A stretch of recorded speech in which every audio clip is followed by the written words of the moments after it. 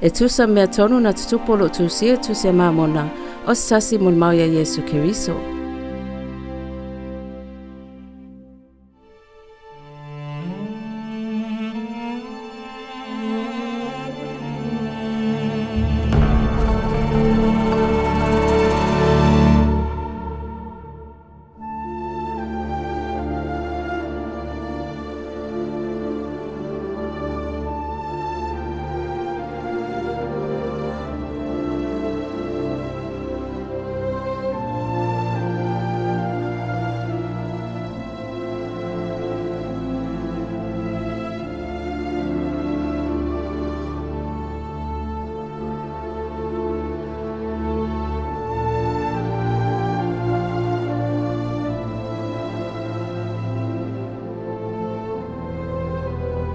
Na masi o foi.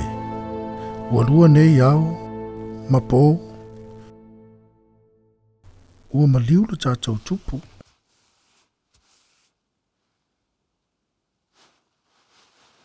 Tina. Ua te taonta o tōna tina I se tunga mau.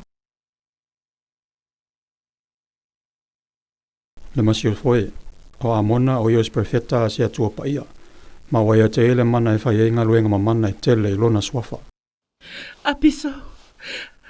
A mihi te ia.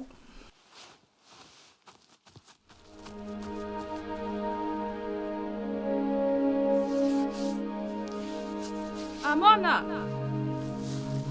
Ola mana o man masi ofa ia te oi.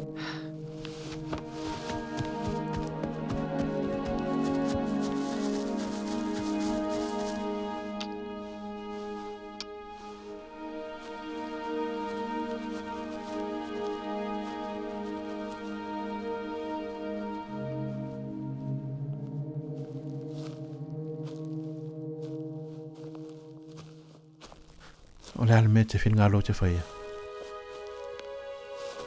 Sa whai loa mai a te au o oio se perfeta se atua pa ia. A whai o le tūlanga lea. O te mana o ia e mali watu e wa aila utani. O whai mai nisi ele I oti o ia. A whai mai isi u oti o ia. Ma ua manongi. Ma ua tasau o na tu o ia.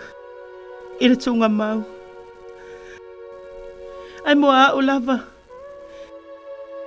Ele manongi o ia ia te au.